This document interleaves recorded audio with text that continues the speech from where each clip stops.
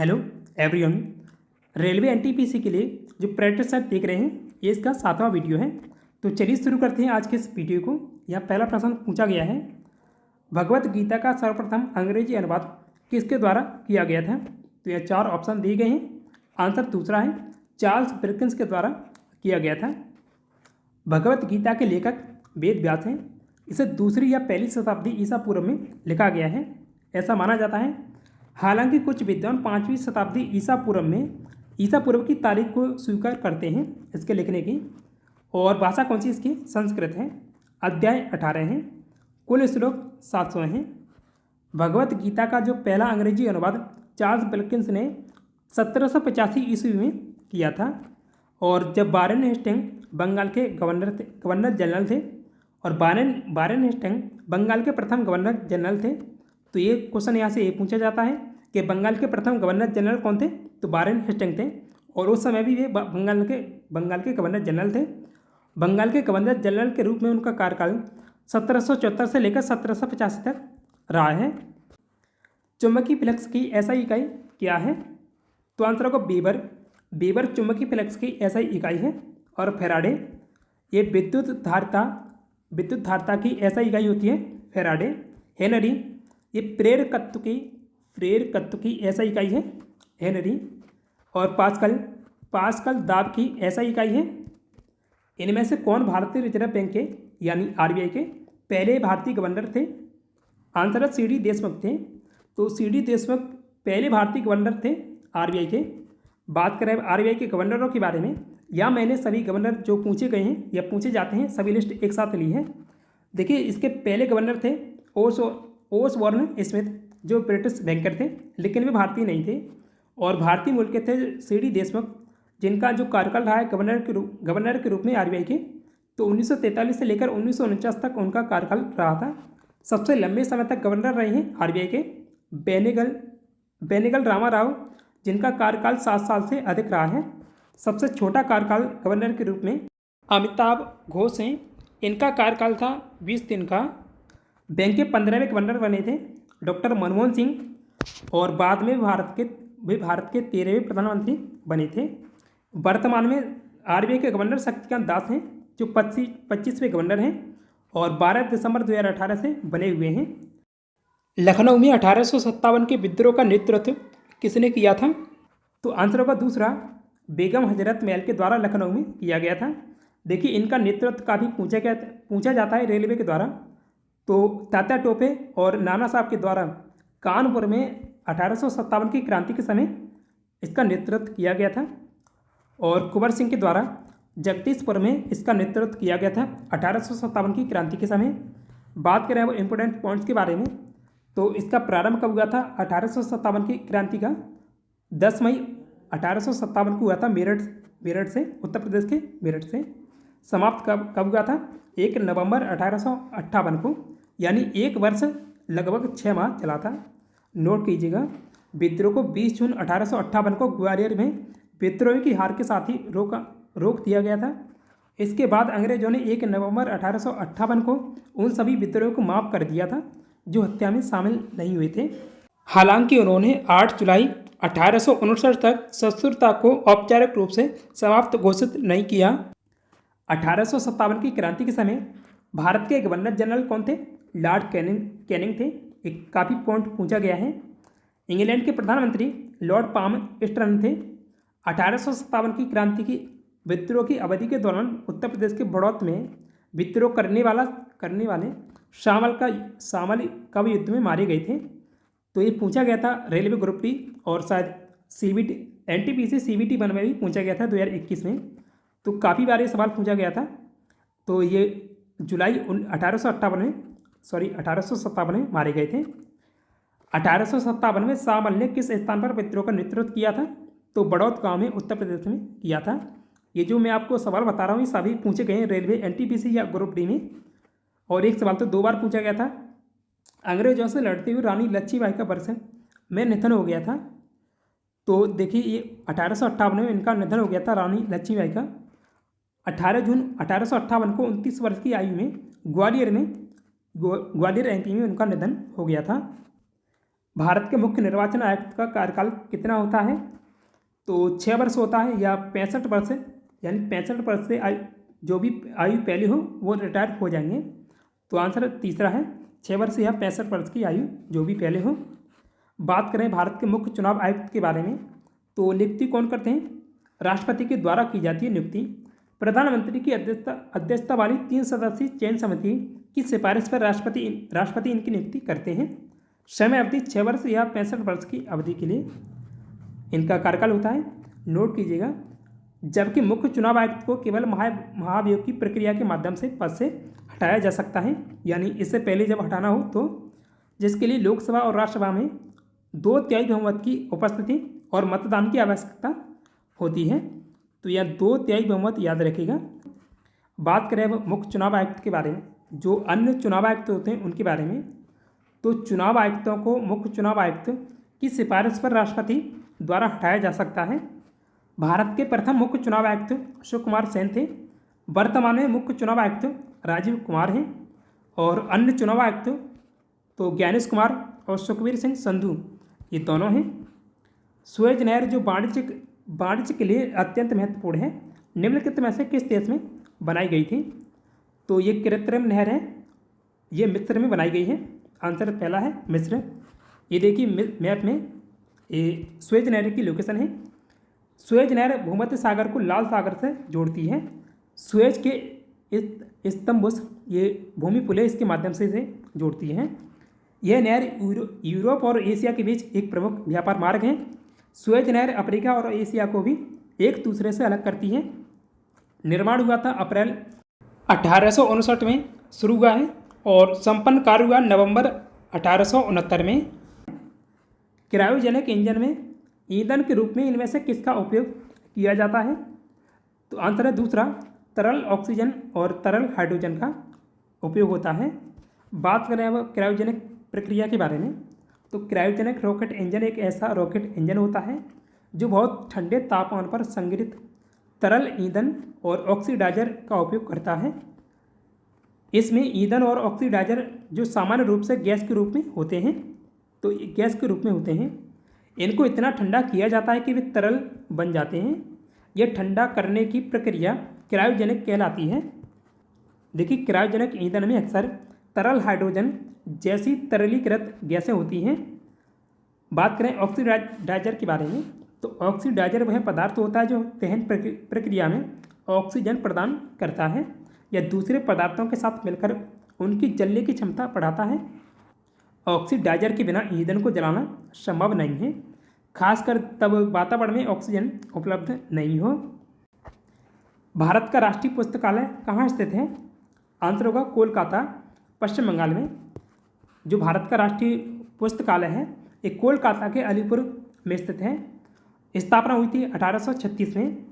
मुख्य काम है इसका भारत में छपी हुई सामग्री को इकट्ठा करना, सहेजना और लोगों तक पहुंचाना है। वर्तमान में इसके निदेशक हैं अजय प्रताप सिंह। समाचार पत्र बंगाल गजट जो 1780 में इसकी शुरुआत की गई थी, ये भारत का पहला समाचार पत्र था। इसके संस्थापक कौन थे? तो आंसर है दूसरा, JK हिक्की इसके संस्थापक थे। बात करें बंगाल गजट के बारे में, तो बंगाल गजट कोलकाता से प्रकाशित होता था, यानी उस समय कलकत्ता था। समाचार पत्र यह पहला अंग्रेजी समाचार पत्र था, नोट कीजिएगा। यह एशिया में छपने वाला भी पहला समाचार पत्र था, यानी भारत का तो पहला ही था, लेकिन इसके साथ ही एशिया का भी पहला ही था। इसकी स्थापना की गई थी 29 जनवरी 1780 को। प्रकाशन बंद हुआ है तो 30 मार्च 1782 को इसका प्रकाशन बंद हुआ है। निम्नलिखित में से किस अनुच्छेद में समानता की अवधारणा को परिभाषित किया गया है? आंसर होगा अनुच्छेद 14 में। बात करें अब जो यहाँ और अनुच्छेद दिए गए उनके बारे में। अनुच्छेद 21 में जीवन और व्यक्तिगत स्वतंत्रता का अधिकार दिया गया है। अनुच्छेद 30 में अल्पसंख्यकों को शिक्षा की स्वतंत्रता का अधिकार दिया गया है, जैसे शैक्षणिक संस्था स्थापित करना और उनका संचालित कर सकते हैं वे। अनुच्छेद 19 में भाषण और अभिव्यक्ति की स्वतंत्रता का अधिकार दिया गया है। वैसे अनुच्छेद 19 में 6 प्रकार की स्वतंत्रता दी गई हैं। तो ये भी पूछा जाता है कि अनुच्छेद 19 में कितने प्रकार की स्वतंत्रता दी गई हैं, तो कितने प्रकार की हैं? 6 प्रकार की हैं। पूर्वोत्तर भारत की निम्नलिखित में से कौन सी झील मीठे पानी की सबसे बड़ी झील है?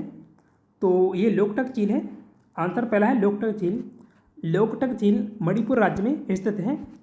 और बात करें जो अन्य झील दी गई हैं, तो पुलिकट झील ये आंध्र प्रदेश में स्थित है। देखिए ज़्यादातर इसका हिस्सा आंध्र प्रदेश में है, लेकिन कुछ हिस्सा इसका तमिलनाडु में पड़ता है। और जो डल झील है ये श्रीनगर जम्मू कश्मीर में स्थित है। श्रीनगर जम्मू कश्मीर में है। और कोलेरू झील ये पूरी तरह से आंध्र प्रदेश राज्य में है। तो आंध्र प्रदेश में है कोलेरू झील।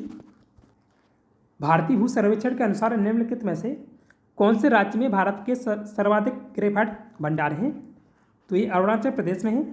आंसर दूसरा है अरुणाचल प्रदेश। देखिए जो पूछा गया है खनिज भंडार से काफ़ी सवाल पूछे जाते हैं, तो आपको ये याद रखिएगा, आगे भी ऐसे सवाल पूछे जाएंगे।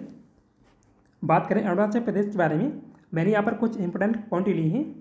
तो इस राज्य की सबसे ऊंची चोटी कांगटो है। यहाँ के डोंग और विजयनगर गांव हैं। तो विजयनगर गांव म्यांमार के किनारे स्थित हैं। पूरे भारत में सबसे पहले सूरज की रोशनी प्राप्त करते हैं। अरुणाचल प्रदेश की प्रमुख नदियां हैं कामेंग, सुबनसिरी और सियांग। देखिए सियांग ब्रह्मपुत्र का नाम है, दूसरा नाम है ये जो अरुणाचल प्रदेश में सियांग नाम से जानी जाती है। दिबांग, लोहित और नुआ दिंग, कामेंग और सुबनसिरी ये दोनों ब्रह्मपुत्र की सहायक नदियां हैं। तो ये भी पूछी गई कई बार। अरुणाचल प्रदेश में स्तनधारियों और पक्षियों की विविधता भारत में सबसे अधिक है। राज्य में 3 बाघ अभयारण्य हैं, नामदफा राष्ट्रीय उद्यान, मौलिंग राष्ट्रीय उद्यान, पक्के टाइगर रिजर्व। इनमें से किसे 2019 में दक्षिण सूडान में यूएन मिशन का फोर्स कमांडर नियुक्त किया गया है? तो ये भारतीय थे शैलेश तिनेकर, इसलिए ये सवाल पूछा गया था। तो ऐसे सवाल करंट में पूछे जाते हैं रेलवे के द्वारा। उस वैज्ञानिक का नाम बताइए जिसने इस सिद्धांत का प्रतिपादन किया था कि इलेक्ट्रॉन एक धन आवेशित गोले में धसे हुए या एम्बेड होते हैं। तो आंसर है जे थॉमसन के द्वारा इलेक्ट्रॉन की खोज की गई थी। और यह बात की गई कुछ दूसरी, तो आंसर दूसरा ही जे थॉमसन ने ये भी बताया था। तो जो इलेक्ट्रॉन पर ऋण आवेश होता है, तो यह बात दूसरे तरीके से की गई है। तो ये मत भूलिए कि जो इलेक्ट्रॉन पर ऋण आवेश होता है, धन आवेश नहीं। जे थॉमसन ब्रिटिश वैज्ञानिक थे, उनके द्वारा 1897 में इलेक्ट्रॉन की खोज की गई थी। थॉमसन ने कैथोड किरणों के प्रयोग के दौरान इलेक्ट्रॉन की खोज की थी। तो यहाँ से ये पॉइंट महत्वपूर्ण है कि कैथोड किरणों के प्रयोग के दौरान इलेक्ट्रॉन की खोज हुई थी। यह पहला उपपरमाणु कण था जिसकी पहचान की गई थी। इसके अलावा थॉमसन ने गैसों में बिजली के प्रवाह यानी बिजली के चलने पर भी शोध किया था। और उनके इस काम के लिए उन्हें भौतिकी का नोबेल पुरस्कार भी दिया गया था। और कब मिला था? 1906 में। तो 1906 में ये पुरस्कार उन्हें मिला था। तो यहाँ नेस्कॉम का पूरा नाम पूछा गया है। तो नेस्कॉम का पूरा नाम या full form national association of software and services companies है। बात करें अब नेस्कॉम के बारे में, तो नेस्कॉम यह एक भारतीय गैर सरकारी व्यापार संघ और वकालत समूह है जो मुख्य रूप से भारतीय प्रौद्योगिकी उद्योग की सेवा करता है। इसका गठन किया गया था 1 मार्च 1988 को। मुख्यालय कहाँ है? 2 स्थानों पर है, एक नोएडा में यूपी में और दूसरा नई दिल्ली में। वर्तमान में अध्यक्ष हैं सिंधु गंगाधरन ने राजेश नाम्बियार की जगह ली है। ये इसी साल नियुक्त की गई हैं सिंधु गंगाधरन। देखिए नेस्कॉम की जो पहली महिला अध्यक्ष हैं वो देवजानी घोष बनी थी। पहली महिला चेयरपर्सन इसकी रेखा मेनन है। संस्थापक हरीश मेहता, अशंक देसाई, नंदन नीलेकणी, के.वी. रमानी और सौरभ श्रीवास्तव ये इसके संस्थापक थे। निम्नलिखित में से कौन सा दुर्घटनावश या इरादतन रूप से डेटा के अनाधिकृत व्यक्तियों के समक्ष प्रकटीकरण या अनाधिकृत संशोधन या नष्ट किए जाने के संरक्षण को संदर्भित करता है? तो डेटा सुरक्षा को संदर्भित करता है।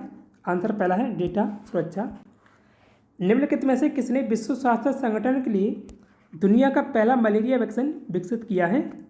तो आंसर होगा दूसरा, ग्लैक्सोस्मिथक्लाइन इसके द्वारा विकसित किया गया था। देखिए 2021 में से लॉन्च किया गया था। देखिए ये यह करंट में पूछा गया सवाल था, लेकिन अब स्टैटिस्टिक्स जीके बन गया है, आगे भी ये सवाल पूछा जाएगा। तो जो मलेरिया की वैक्सीन विकसित की गई है ब्रिटिश कंपनी है, ग्लैक्सो स्मिथ क्लाइन, तो इसके द्वारा ये विकसित किया गया था। और इसका नाम क्या है वैक्सीन का, तो RTS और अपन AS01 है, या इसे मॉस्क्यूरिक्स भी कहा जाता है। यह अफ्रीका में सबसे आम मलेरिया प्रकार प्लाज्मोडियम फाल्सीपैरम को लक्षित करने वाली वैक्सीन है। यह छोटे बच्चों को आंशिक रूप से सुरक्षा प्रदान करने वाला पहला और एकमात्र टीका है। 1866 में भारतीय समस्या के बारे में चर्चा करने और भारतीय कल्याण के संवर्धन हेतु ब्रिटिश लोक अधिकारियों को प्रभावित करने के लिए लंदन में ईस्ट इंडिया एसोसिएशन का गठन किसने किया था? तो आंसर होगा दादा भाई नौरोजी के द्वारा किया गया था। ईस्ट इंडिया एसोसिएशन भारत से संबंधित मामलों के लिए लंदन में स्थापित एक संगठन था। इसके सदस्य भारतीय और सेवानिवृत्त ब्रिटिश अधिकारी थे। दादा भाई नौरोजी के द्वारा इसकी स्थापना 1866 में की गई थी। इस एसोसिएशन के पहले अध्यक्ष लॉर्ड लिबेडेन बने थे। संघ और केंद्र सरकार के खातों के संबंध में संवैधानिक शक्तियों और कर्तव्यों का प्रयोग निम्नलिखित में से किस के द्वारा किया जाता है? तो भारत के नियंत्रक और महालेखा परीक्षक के द्वारा किया जाता है। और आंसर चौथा होगा भारत के नियंत्रक और महालेखा परीक्षक। बात करें भारत के नियंत्रक और एवं महालेखा परीक्षक या CAG के बारे में, तो भारत के CAG भारत की सबसे बड़ी लेखा परीक्षा संस्था है और ये स्थापित की गई थी अनुच्छेद 148 के तहत इसे स्थापित किया गया है। भारत के नियंत्रक और महालेखा परीक्षक की नियुक्ति राष्ट्रपति के द्वारा की जाती है। अनुच्छेद 148 के तहत जो भारत के नियंत्रक और महालेखा परीक्षक का कार्यकाल 6 वर्ष का होता है, या इससे पहले उसकी आयु 65 वर्ष हो जाती है तो रिटायर हो जाएगा। भारत के CAG की संस्था से संबंधित अनुच्छेद हैं अनुच्छेद 148 से लेकर अनुच्छेद 151 तक। प्रथम CAG थे भारत के B नरहरि राव और वर्तमान में CAG हैं गिरीश चंद्र मुर्मू, जो 14वें नंबर के हैं। कालिदास द्वारा लिखे गए नाटक अवज्ञान शाकुंतलम में शकुंतला का पुत्र कौन था? तो शकुंतला के पुत्र भरत थे। आंसर पहला है भरत। बात करें अवज्ञान शाकुंतलम के बारे में, तो कालिदास के द्वारा इसे लिखा गया है और इसकी भाषा कौन सी है? संस्कृत भाषा है। एक नाटक है। इसकी सटीक तारीख निश्चित नहीं है, लेकिन कालिदास को अक्सर 4वीं शताब्दी ईसा पूर्व में रखा जाता है। यह महाकाव्य महाभारत में बताई गई शकुंतला की कहानी का नाटकीकरण करता है। अवज्ञान शाकुंतलम देखिए, जो भरत थे दुष्यंत और शकुंतला के बेटे थे, यानी ये पति पत्नी थे शकुंतला और दुष्यंत। इसमें मुख्य पात्र शकुंतला है। शकुंतला ऋषि विश्वामित्र और अप्सरा मेनका की पुत्री थी, लेकिन जन्म के समय माता पिता द्वारा त्याग दी गई थी। तो शकुंतला का लालन पोषण ऋषि कंडव के एकांत आश्रम में किया गया था। और भरत चंद्रवंश नामक राजवंश से संबंधित थे। तो ये जो पूछे जाने वाले पॉइंट हैं वो मैं आपको यहाँ बता रहा हूँ। उस राज्य सरकार का नाम बताएं जिसने मई 2019 में अपने क्षेत्र के भीतर ई-सिगरेट उत्पादन, वितरण, विज्ञापन और बिक्री पर प्रतिबंध लगाने के निर्णय की घोषणा की थी। तो देखिए, करंट में ये सवाल पूछा गया था, तो ई सिगरेट काफ़ी चर्चा में थी, तो इसलिए पूछा गया था। इसे याद रखना है कि किस करंट में जो सवाल किस तरह से पूछे जा रहे हैं। तो आंसर इसका पहला है, राजस्थान में किया गया था। बात करें अब राजस्थान के करंट के बारे में, तो मिस यूनिवर्स इंडिया 2024 का खिताब जीता है रिया सिंघा के द्वारा जीता गया है और एक गुजरात राज्य से हैं। लेकिन इस प्रतियोगिता का आयोजन राजस्थान के जयपुर में किया गया था। नई रेल सुरक्षा प्रणाली कवच 4.0 का ट्रायल राजस्थान में किया गया है। ये इसी साल किया गया 2024 में। और भारत का पहला टील कार्बन अध्ययन ये किया गया था, यानी कहाँ किया गया था? तो केवलादेव राष्ट्रीय उद्यान में किया गया था। जो केवलादेव राष्ट्रीय उद्यान है भरतपुर जिले में है, राजस्थान में। वायुसेना का तरंग शक्ति 2024 का दूसरा संस्करण ये युद्धाभ्यास है, तो राजस्थान में इसका दूसरा संस्करण आयोजित किया गया था इसी साल। और जो इसका पहला संस्करण हुआ था वो तमिलनाडु में आयोजित किया गया था। तो तमिलनाडु में और राजस्थान में तरंग शक्ति 2024 का आयोजन किया गया है। तो मैंने आपको बताया, करंट भी आपको साथ ही कवर कराऊंगा। पेरिस पैरालंपिक 2024 में भारत का पहला गोल्ड पहला मेडल था और ये भी गोल्ड मेडल उनके द्वारा जीता गया था। तो ये पदक जीतने वाली अवनी लेकरा हैं। अवनी लेकरा राजस्थान राज्य से संबंधित हैं। तो इनके पास कई रिकॉर्ड हैं अवनी लेकरा के पास। तो ये बात याद रखिएगा कि पैरा ओलंपिक गेम्स 2024 में पहला पदक भारत के लिए अवनी लेकरा के द्वारा जीता गया है। वायुमंडल में मौजूद इनमें से कौन सी गैस का उपयोग दहन, श्वसन और नाइट्रोजन के ऑक्साइड के निर्माण में किया जाता है? तो आंसर इसका दूसरा है, ऑक्सीजन का उपयोग होता है। दहन, श्वसन और नाइट्रोजन के ऑक्साइड के निर्माण में ऑक्सीजन का उपयोग होता है। बात करें ऑक्सीजन के बारे में, तो देखिए ऑक्सीजन एक रासायनिक तत्व है। इसका जो प्रतीक चिन्ह है वो है। अब बात करते हैं आवर्त से। तो आवर्त से इसे देखेंगे तो इसका परमाणु क्रमांक 8 और जो परमाणु क्रमांक होता है उसे जेड से दर्शाया जाता है। ये सवाल काफ़ी बार पूछा गया है तो इसलिए मैंने आपको बताया है। और ये इसका ग्रुप कौन सा है? ग्रुप 16 है। और आवर्त कौन सा है? दूसरा है। और कुछ रह गया तो देखिए, और ये पी ब्लॉक में स्थित है। समूह 16 को काल्कोजन समूह कहा जाता है। बात करें ऑक्सीजन का उपयोग दहन, श्वसन और नाइट्रोजन के ऑक्साइड बनाने में होता है। इन तीनों प्रक्रियाओं के बारे में, दहन यानी ज्वलन, जब कुछ जलता है तो ऑक्सीजन उसे जलने में मदद करती है, जैसे लकड़ी, कोयला, पेट्रोल आदि। श्वसन प्रक्रिया में तो हमारे और अधिकांश जीवों के शरीर में ऑक्सीजन सांस के साथ अंदर जाती है जिससे हमें ऊर्जा मिलती है। और नाइट्रोजन के ऑक्साइड का निर्माण में इसकी प्रक्रिया के बारे में, तो नाइट्रोजन और ऑक्सीजन जब उच्च तापमान पर मिलते हैं, जैसे इंजन या बिजली के गिरने के दौरान नाइट्रोजन ऑक्साइड बनता है। बात करें ऑक्सीजन के प्रमुख तत्वों के बारे में, तो पृथ्वी की पपड़ी में सबसे अधिक मात्रा में पाए जाने वाला तत्व ऑक्सीजन। ब्रह्मांड में हाइड्रोजन और हीलियम के बाद तीसरा सबसे प्रचुर तत्व जो ब्रह्मांड में पाया जाता है ऑक्सीजन। तो ब्रह्मांड में सबसे अधिक पाया जाता है हाइड्रोजन, उसके बाद हीलियम और उसके बाद तीसरे स्थान पर ऑक्सीजन है। तो काफ़ी पूछे जाने वाला पॉइंट है ये भी। यह एक अत्यधिक प्रतिक्रियाशील अधातु है, यानी यह आसानी से दूसरे तत्वों के साथ प्रतिक्रिया करता है। विश्व विरासत स्थल के रूप में प्रसिद्ध अजंता की गुफाएं निम्नलिखित में से किस स्थान पर स्थित हैं? तो आंसर होगा औरंगाबाद में। औरंगाबाद महाराष्ट्र में। बात करें अब अजंता की गुफाओं के बारे में, तो स्थान कहाँ पर है? महाराष्ट्र के औरंगाबाद में। और महाराष्ट्र के और जो औरंगाबाद है उसका नाम बदल के अब किया गया है छत्रपति संभाजी नगर जिला। और अजंता की अजंता की गुफाओं की खोज किसने की थी? तो जॉन स्मिथ के द्वारा की गई थी 1819 में। तो ये भी सवाल पूछा गया था। ये गुफाएं सह्याद्री पर्वतमाला में चट्टानों को काटकर बनाई गई हैं। इन गुफाओं में बौद्ध धर्म से जुड़ी आकृतियाँ या चित्र हैं। ये चित्र आमतौर पर बुद्ध और जातक कहानियों पर आधारित हैं और इनका निर्माण कार्य किया गया है, यानी इनका निर्माण हुआ है 200 ईसा पूर्व से लेकर 650 ईस्वी के बीच हुआ है, यानी दूसरी शताब्दी ईसा पूर्व से लेकर 7वीं शताब्दी के बीच किया गया है। और अजंता की गुफाओं को 1983 में विश्व धरोहर स्थल घोषित किया गया था। इसमें कुल गुफाओं की संख्या 29 है। वाकाटक राजा हर्षसेठ के संरक्षण में अजंता की गुफाएं बौद्ध भिक्षुओं द्वारा उत्कीर्णित की गई थी। विश्व बैंक ने ब्लॉकचेन पर दर्ज किए गए सेकेंडरी बॉन्ड कारोबार को सक्षम करने के लिए किस बैंक के साथ अनुबंध किया था? तो ये अनुबंध कॉमनवेल्थ बैंक ऑफ ऑस्ट्रेलिया के साथ अनुबंध किया गया था। निम्नलिखित में से किसे भारत के स्वतंत्रता आंदोलन के दौरान चरमपंथी नेता के रूप में जाना जाता है? तो आंसर होगा इसमें से चौथा, बाल गंगाधर तिलक को जाना जाता है। देखिए लाल, बाल और पाल ये तिकड़ी थी। तो 3 लोग इसमें शामिल थे जो राष्ट्रवादी नेताओं की तिकड़ी थी, जिनमें लाल यानी लाला लाजपत राय, बाल यानी बाल गंगाधर तिलक और बिपिन चंद्र पाल। तो 3 नाम हैं इनके साथ, जो तीनों नाम एक साथ हैं। 20वीं सदी की शुरुआत में खासकर 1906 से 1918 तक ये तीनों ब्रिटिश शासन के खिलाफ मुखर होकर आवाज़ उठाते थे।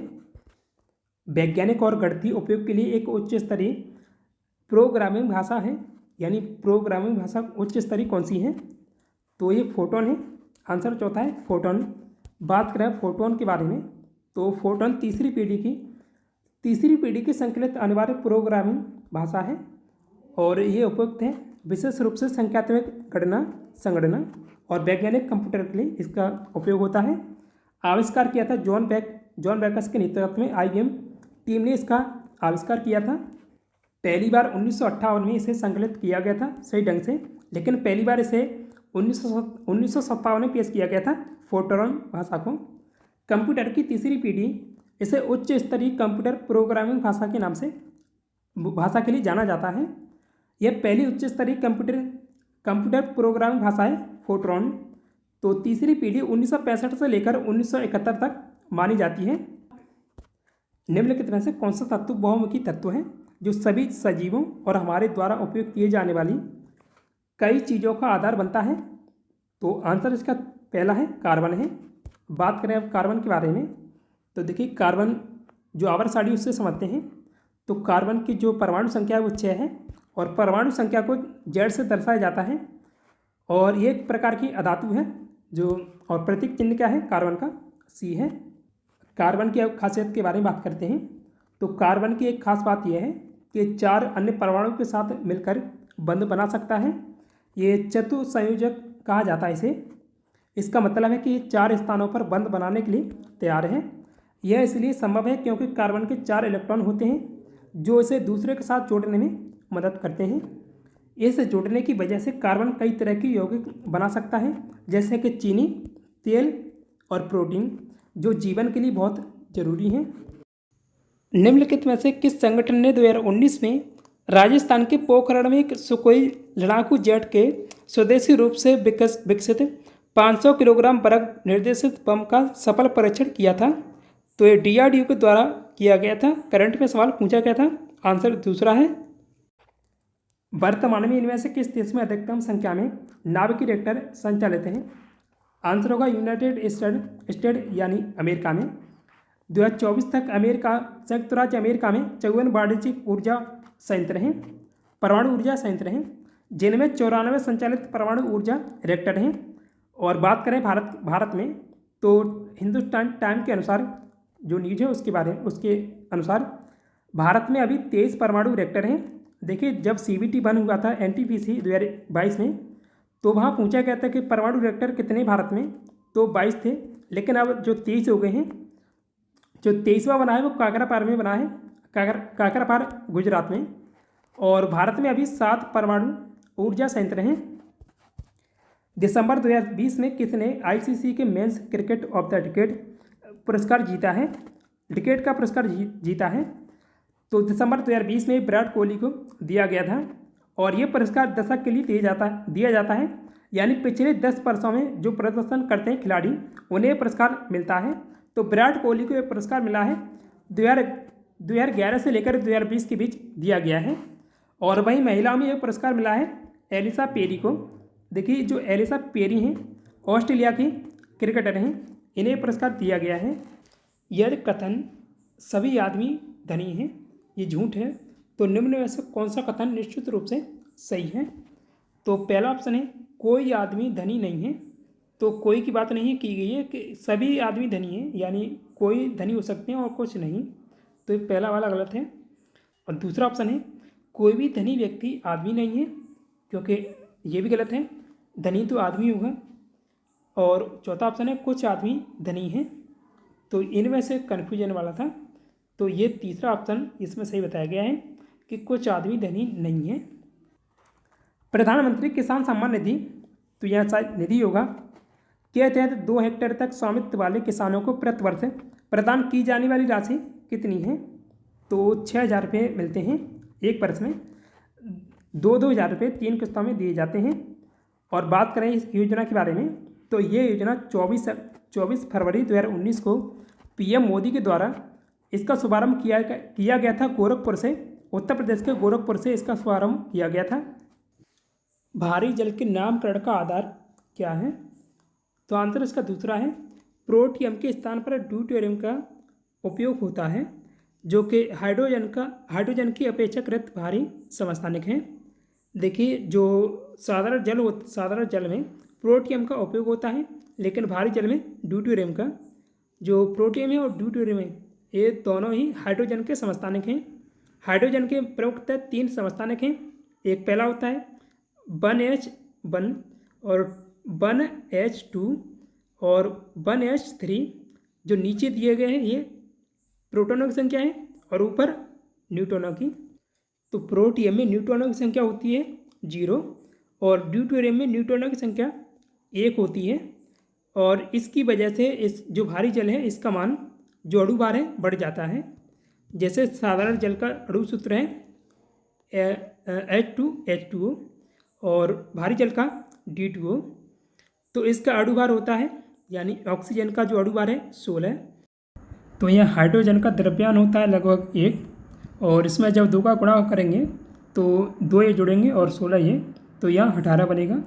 और ऐसे D2 और D2O यानी ड्यूटेरियम, तो इसका जो द्रव्यमान होता है वो 2 होता है, लगभग 2 ही हो जाता है। तो इसमें जब 2 का गुणा होगा तो 4 और प्लस ऑक्सीजन का अणु भार होता है तो वो 16 होता है।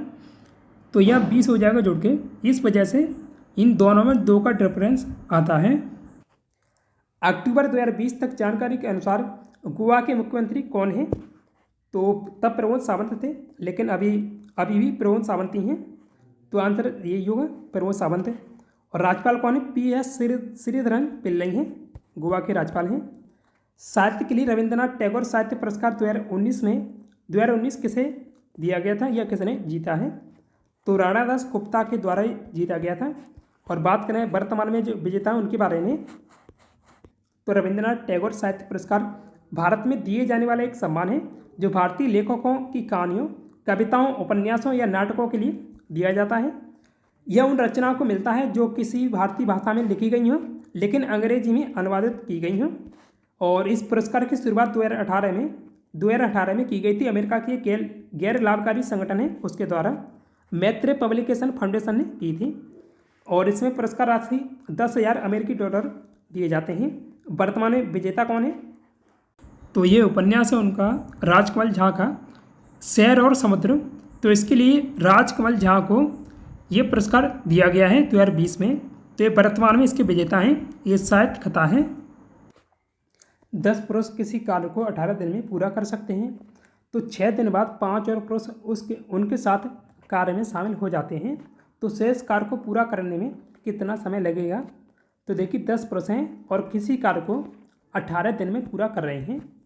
तो जब 6 दिन बाद यानी जो 10 पुरुषों ने 12 दिन कार्य किया है, तो 10 पुरुषों ने 12 दिन कार्य किया है और बाद में यानी कुछ x दिन हैं जो बचे हैं x दिन।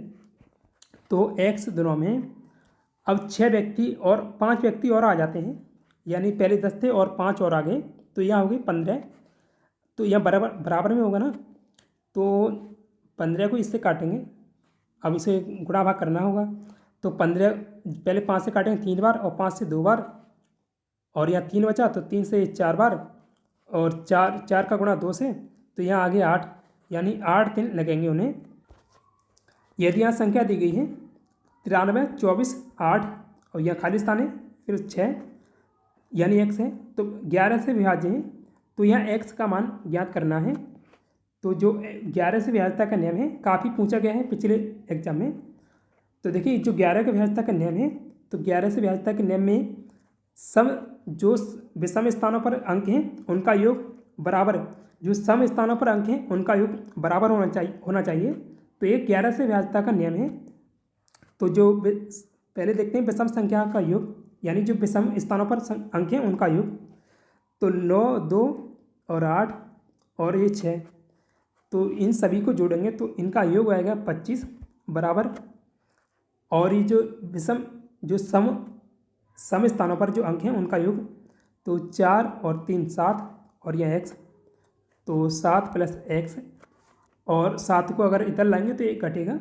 तो x बराबर यहाँ होगा 18, लेकिन 18 11 से ज़्यादा है, तो इसका न्यूनतम मान निकालेंगे। देखिए 11 से जब विभाजित होता है तो वो अंक ऐसा होगा, या तो वो 11 का गुणज होगा या इसका न्यूनतम मान निकालेंगे तो निकलेगा। तो इसको 18 को 18 में से 11 घटाना होगा, तो न्यूनतम मान 7 आया है। तो राइट आंसर इसका 7 होगा। यहाँ हमें समय दिया गया है कि 2.84 घंटों को घंटों, मिनटों और सेकंडों में किस तरह लिखेंगे। ये भी सवाल काफ़ी पूछा गया था पिछली बार। तो देखिए 2 घंटा तो अलग है, 2 घंटे को अलग ही रखेंगे और अब इसे ऐसे लिखेंगे 0.84 एक घंटे में है। जब इस घंटे को मिनट में बदलेंगे तो पहले से पॉइंट को हटाएंगे तो यहाँ 100 का गुणा, नीचे 100 का गुणा हो जाएगा, 100 का भाग लग जाएगा, गुणा नहीं, और इंटू, और ये अब घंटे हैं, इस घंटे को मिनट में जब बदलेंगे तो यहाँ 60 से गुणा होगा और ये कट जाएगा 0 से 0। जब 6 का गुणा 84 से करेंगे तो यहाँ आएगा 504 बट्टे में 10। अब जब इसको 10 को हटाएंगे तो यहाँ 10 लग जाएगा, यानी 50.4 होगा। तो ये जो 50.4 ये मिनट आई हैं तो यहाँ 50 मिनट एक साथ हो जाएंगी, यानी अलग निकल जाएंगी, और बचेगा 0.4 मिनट बचेगा। तो 0.4 मिनट को जब सेकंड में बदलेंगे तो पहले से दशमलव को हटाएंगे तो यहाँ नीचे 10 आ जाएगा, और फिर इसका गुणा होगा 60 से, तो ये सेकंड बन जाएंगी। तो 0 से 0 कट जाएगा और यहाँ 6 का 4 से गुणा हो जाएगा तो 24 सेकंड बन जाएंगी। तो 2 घंटे 50 मिनट और 24 सेकंड ये आंसर होगा। उस संख्या की पहचान कीजिए जो निम्नलिखित श्रृंखला से संबंधित नहीं है। तो पहली श्रृंखला है, श्रृंखला देखते हैं। तो 10 से यहाँ हो रहा है 14, यानी इनमें 4 का अंतर है, और यह 14 से 28 तो इनमें 14 का अंतर है, और यह जो 28 से 32 हो रहा है तो इनमें 4 का अंतर है, और ऊपर 32 का अंतर है, यानी 32 जुड़ रहे हैं। फिर यहाँ 64, ये 68 हो रहा है तो 64 से 68 यहाँ 4 का अंतर आ रहा है, और यहाँ फिर आना चाहिए अंतर। वैसे यहाँ 36 का, वैसे 64 का अंतर है यहाँ, क्योंकि 12 जो 132 है इसमें से 68 कटाएंगे तो 64 आएगा। तो ये सीरीज यह बन रही है, यह 4 का अंतर है तो यह 14 का, यानी यह 4 का अंतर है, फिर 14 में आपस में, 14 में 14 जुड़ रहे हैं, फिर 4 का अंतर है, फिर 32 में 32 जुड़ रहे हैं, तो फिर 4 का अंतर है, फिर यह जो 68 है इसमें 68 जुड़ने चाहिए, लेकिन यह जुड़ कितने रहे, 64। तो इसलिए चौथा ऑप्शन यही वाला गलत है। तो राइट आंसर है ऑप्शन नंबर चौथा, 132 इसका राइट आंसर है, यानी ये गलत है सीरीज में। तो दोस्तों आज के इस वीडियो में इतना ही। पिछले वीडियो में आपसे पूछा गया था पाब्लो पिकासो जो स्पेन देश से हैं निम्न में से किससे संबंधित हैं, तो वे प्रसिद्ध चित्रकार थे। आंसर दूसरा है। आज के लिए आपका टेस्ट क्वेश्चन है 26 अक्टूबर 2024 तक भारत में कुल कितने जिले हैं।